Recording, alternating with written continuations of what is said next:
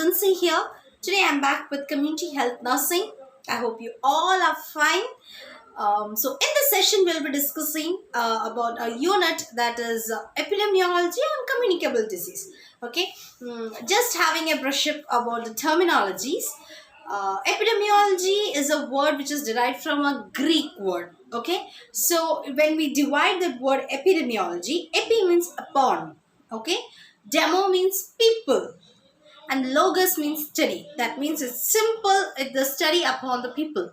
Okay, the science which deals with the mass phenomena will study among the people. In a general way we can say it. Okay, but it's not the exact definition. Then the word epidemic. Epidemic is a word, same epi means upon and demo means people. Okay, so epidemic disease means it can be either an unusual occurrence or a habitual occurrence. Okay, so unusual occurrence of a disease or a health related behavior such as smoking, or a health related event that can be any accident or any trauma among people in a number which is more than the expectation based on a previous experience. Okay, that means a chain smoker, because of that he is having, the primary cause is the smoking, because of that he has been having lung cancer. Okay, so that is epidemic. Then endemic disease, the word meaning endemic means inside. Okay, demo means people, inside people. Okay, so endemic disease means constant presence of disease in a given geographical area without the important, or without the disease is important from outside. That means the disease is in that area, that particular area only. That is the from other country or from other geographical area, they are not, disease is not being imported. Okay, for example influenza, for example goiter, typhoid and malaria. Okay, then moving on to pandemic. I think so nowadays you people will be repeatedly using, due to pandemic I am having financial crisis, or due to pandemic I couldn't attend the classes, all that excuses pandemic. So what exactly the word pandemic means? Pandemic means all. Pan means all. Okay, demic means demo or people. Okay, so all people. So a disease which is spread from one country to another, from one continent to one another, affecting large number of people all over the world. Okay, I repeat, it's a disease which is spreading from one country to another, from one continent to another, affecting a large number of people all over the world. For example, I can say influenza. It was in the year 1918 and it was extended till 1957. And recent example is COVID-19, which we are suffering from 2019, yet it's so going on. Hope so it will get an end soon. So that was all about pandemic. Then exotic disease, zoonotic disease, anthropognosis, zoonosis and all is a word which is familiar with you people. Okay, that I will be giving in the description. Okay, so moving on to epidemiology, because if I focus here, that portions will be pending.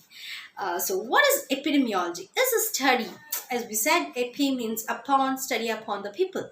But moving on to the definition, study of distribution and determinants of health related event in a specific population. Okay, and application of the study to control the health problem. So we will be doing an analysis of a given geographical or given population, and we will have a study on it to control the disease cases on that particular population. What is the use of it? Why do we use it? Okay, to study the historical reason, rise and fall of the disease. Okay, for example influenza, Ebola virus, etc.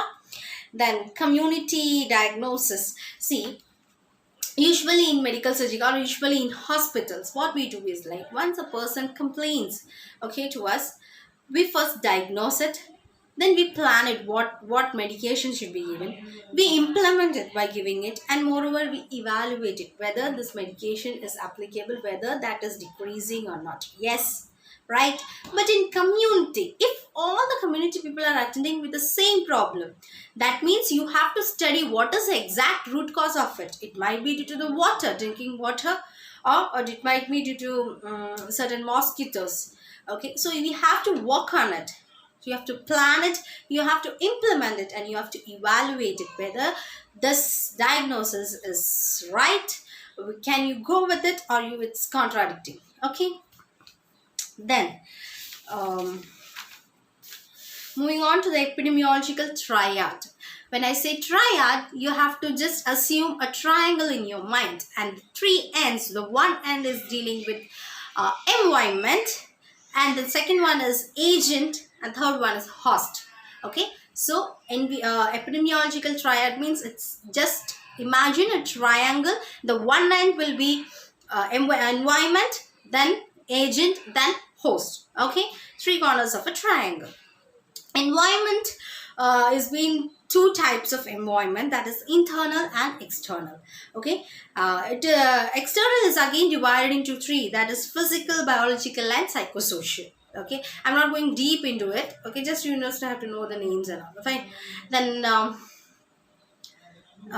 agent factor is having chemical, physical. Chemical factor is again divided into endogenic and exogenic. Okay, then biological agent, mechanical agent, social agent, and nutrient agent. That's all enough. That names is only enough for you.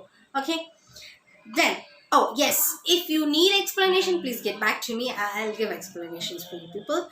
Okay, now moving on to the levels of prevention. In epidemiology, we have 4 levels of prevention. Okay, one is primordial prevention, primary prevention, secondary prevention, and tertiary prevention. Okay, so we have 4 types or 4 levels of preventions. What is exactly prevention is like successful prevention depends upon the knowledge and causative dynamic of transmission, identification of risk factors, risk group, early detection, and treatment measures. It's nothing. See, you know something is going to occur. Okay, why do you take precautions for COVID-19? How do you take? You wear a mask, right? You wash your hands frequently. You maintain a social distance, right? It's what? For what you do that? It's for a prevention, right? Before occurring, or you know this is the way, or this is the proper way to prevent the disease, right? Exactly same has been applicable here. Fine. So primordial prevention. Primordial prevention is the prevention of development of disease factor among the population in which they have not yet appeared. That means prevention before prevention. That means that this group of people, they haven't the disease haven't appeared to them, or they are not even bothered, or they are not even knowing that this disease is presently affecting the population. Okay, before that only you are educating them and you are telling them that this is the way you have to maintain the prevention course so that you will be away from this disease. That is primordial prevention. Fine. So this is the main intervention in primordial prevention. As like individual basis, you will go and advise, or you will go and give an health education. Okay. Then come next, we are going on to the primary prevention. Primary prevention is the action taken prior to the onset of the disease, removes the possibility of that disease will never occur. For example, I can say low birth weight baby. Okay, now when a baby is born low birth weight, you know, or it's, I mean that we all know, like if a low birth weight baby, they have other disease can occur, like anemia will be there, or malnutrition will be there, right? You know what and all will occur. Before that only you start, that means you know that and all will occur in future.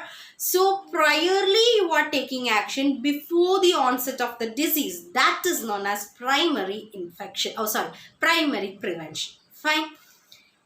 Then it promotes the general health and improves the quality of life. Okay, there are 2 approaches for primary preventions, that is population strategy and high risk strategy. Fine. Moving on to the secondary prevention. Secondary prevention is comparatively more expensive than primary, and moreover it is less effective than primary infection or primary prevention. I'm sorry, I've been repeating it. Infection, actually it is prevention. Okay, if I've said somewhere else, please omit it. Then secondary prevention is defined as an action which holds the program of disease its initial stage and prevents the complication. That means a person has been occurred infection. infection has occurred to him and he is the initial stage, the first stage.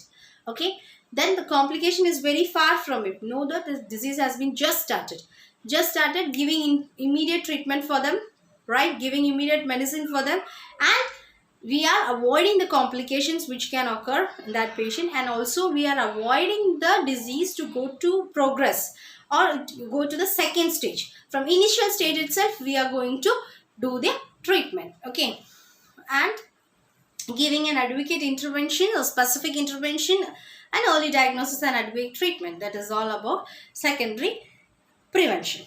Then moving on to the tertiary prevention is like when the disease is progressive, like from initial stage we have not given treatment, okay, we didn't identify, we have not diagnosed, okay, then that disease is been progressing.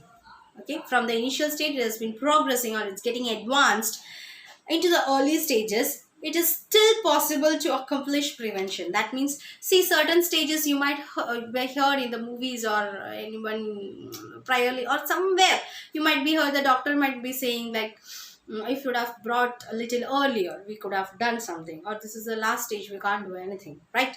Then before that stage that we can do something, that is tertiary prevention. That means the stage where the disease has been progressed or it has been advanced, but we can give treatment, we can prevent the further prognosis of the disease, is known as tertiary prevention.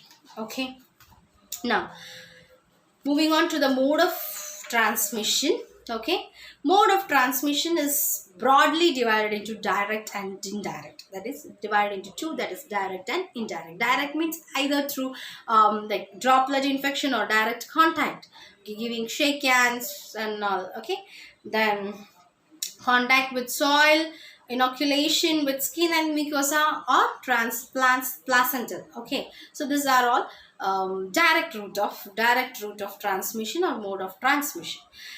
Indirect will be like airborne, waterborne, okay, droplet nuclei, then unclean hands and fingers, vehicle borne, vector borne, mechanical, biological, etc. Okay, this is all examples of indirect mode of transmission. That means the more the disease has been transmitted, but exactly it's not do direct contact, it do some other contacts. Fine.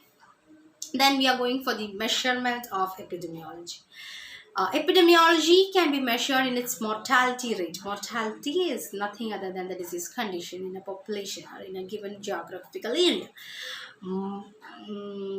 No, sorry, I have been told it's something else here. Measurement of mortality means measurement of the death rate. Okay, I'm sorry, I'm just correcting it. It's not morbidity, it is mortality. Mortality means disease death rate. Okay, the death rate in the particular geographical area is known as mortality. Morbidity means the disease condition in a particular area, okay, or in a geographical area which can be measured. Okay, that is known as morbidity. Disability, the person, if they have any disabilities like handicaps or anything else, deaf and dumb, anything else can be counted or can be measured. That is measurement of disability. Measurement of natality, neonatal death. Okay, then measurement of presence or absence of disease causing area. These all are the measurements of epidemiology. It can be measured through the tools such as rates, ratio and proportion. I think so we had discussed this, the same thing on the demography. Same will be applicable here.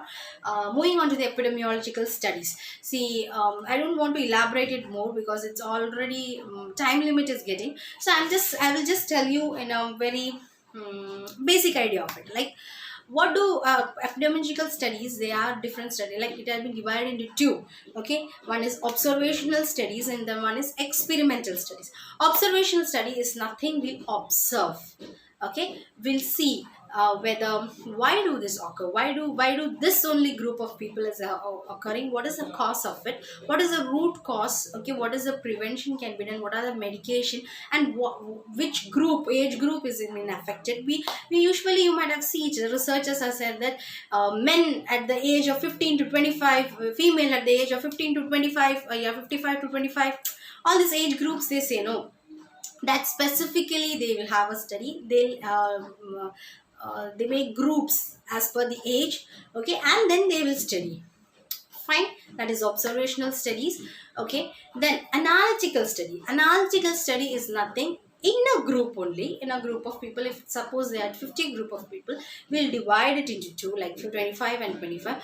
For one, we'll not give any medications, we'll just look at the patient, but this group people or this 50 group of people will be having the same disease condition at the same age.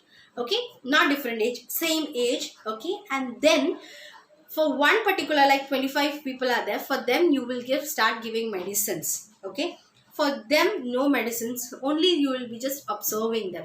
Then you will have a comparative rate, like whether this group with this medication is more effective than the other group. Fine, so that is known as analytical study. And analytical study and experiment study is somewhat same. Experiment study is nothing, we have been experimenting them, like we take them.